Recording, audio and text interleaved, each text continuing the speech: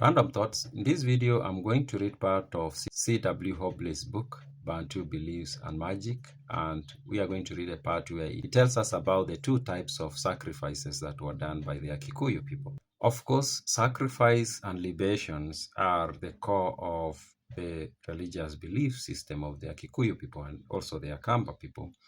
And he tells us that there were two types of sacrifice that will take place. And this is what he says. Among this tribe, and he means the AGIKUYU, sacrifice is of two kinds. One, the sacrifice at the sacred fig tree or mugumo, which is always intended as an act of communion with the deity or high god called Ngai. So he says that the first type of sacrifice is done at the fig tree or mugumo tree, and this is done as a way to connect, of course, with Ngai. Says this sacrifice may be either a communal rite or it may be a personal matter for the head of a village. So this sacrifice could be carried out as communal or done by everybody, like everybody is an activity for everybody in the village to participate in because it is for all of them. Or it could also be something that the head of the village does by themselves. And seems like it was only the head of the village who could do that. And I think here could be the head of the family, which often the Europeans will mistake to be a village because one man would have like maybe 10, 15 wives and kids and grandkids. So from an outsider, this could look like a village, but it was actually a home of one family. So the head of that family would sometimes do these sacrifices by themselves. He continues to say, the other sacrifice is carried out in a village and is intended as an offering to the spirit of the ancestors who are supposed to live underground.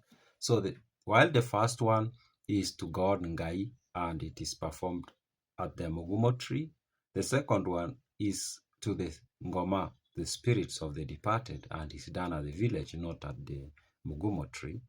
And he says this may be either a communal or an individual act. So just like the first one, the second one can also be a ceremony that is performed by the entire village, you can say, or a larger society, or it could be something that an individual do by themselves. So he says those are the two types of sacrifices that were done among the AGIKUYU, and this is news to me because I've always thought of sacrifices at the Mugumo or Mukuyu, and I've never thought of also there was sacrifice, or there are sacrifices to Ngai God that are done at the Mukuyu or at the Mugumo tree, and there are sacrifices done to the Ngoma, to the spirits of the departed that are done not at the Mugumo tree. So then he tells us about the Mugumo trees. He calls it the Ficus capensis. And he says, dotted about Kikuyu are a number of great wild fig trees, Ficus capensis, many of which are used from generation to generation as sacred shrines or places of sacrifice called Mugumo or Mutiwangai. He continues to say, certain big medicine men like Njau Kabocha have special trees. It appears that the original choice of a tree as a sacred place devolved on certain notable medicine men, and if a sacred tree happened to fall owing to age, the elders assemble there and sacrifice a ram. So seems like there were medicine men who will pick their own Mugumo tree or sacred tree where they will do their own sacrifices and things like that. And those were like personal spaces, but then over time, sometimes those trees become like now a sacred place for the entire community.